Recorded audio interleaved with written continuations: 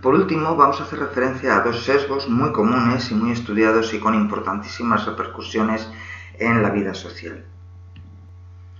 El error fundamental de atribución se refiere a la tendencia exagerada a explicar la causa de los demás apelando a causas internas. Hablamos de una tendencia exagerada porque se suele apelar a causas internas olvidando las externas, incluso cuando éstas son muy claras, muy obvias, es decir, cuando el poder de la situación tiene una influencia fundamental y sería muy fácil reconocerlo. Bien, pues incluso en ese caso tendemos a explicar la conducta de los demás por causas internas. El experimento clásico por el que se estudió el error fundamental de atribución es el de Jones y Harris en 1967, en el cual a un grupo de sujetos se les entregó ensayos que en unos casos defendían a Fidel Castro y en otros casos estaban en contra de él.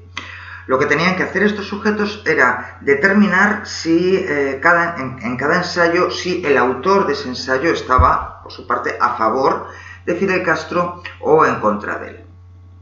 Bien, hubo dos condiciones.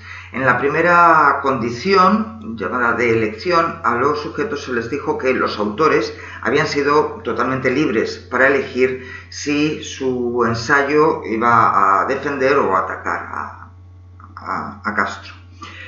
En este caso, los sujetos, como es lógico, consideraron muy mayoritariamente que cuando un ensayo defendía a Fidel Castro era porque el autor estaba a favor de él. En cambio, lógicamente, en la inmensa mayoría de los casos, cuando el autor atacaba a este político era porque estaba en contra de él.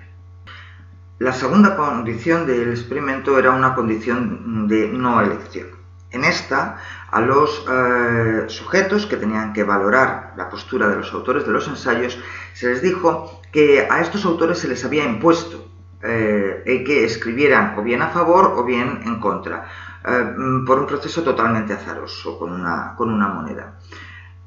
Es decir, se les explicó claramente que la postura del autor no tenía por qué coincidir en absoluto con lo que ese autor decía en el ensayo.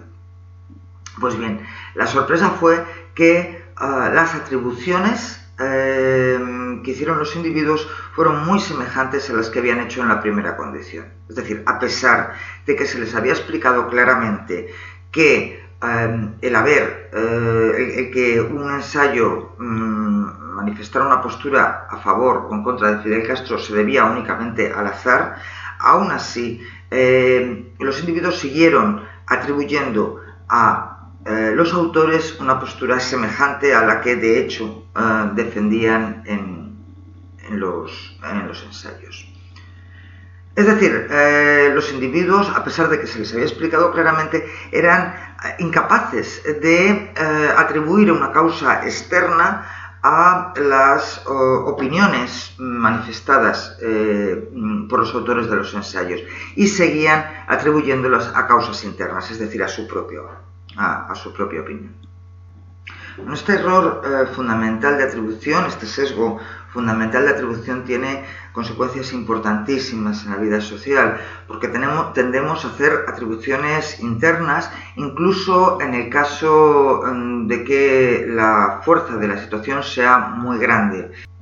Nos va a costar mucho, por ejemplo, entender que unas circunstancias extremas van a obligar a una persona a realizar acciones que en principio no querría realizar.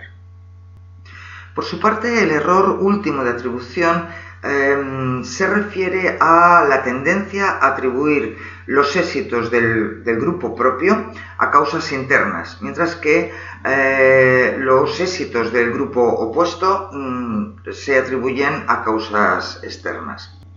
Un ejemplo muy sencillo puede ser ver cómo los partidarios de un equipo de fútbol, ante un triunfo de su equipo, lo van a atribuir a lo bien que han jugado, mientras que si el que gana es el equipo contrario, lo van a atribuir a las ventajas que han tenido por parte del árbitro.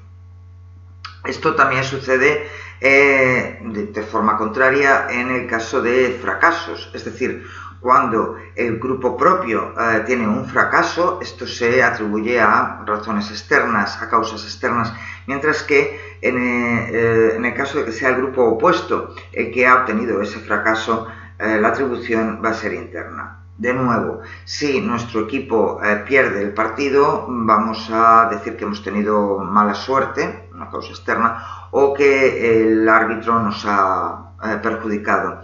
En cambio, si es el equipo contrario el que pierde, esto se va a atribuir fundamentalmente a que han jugado mal.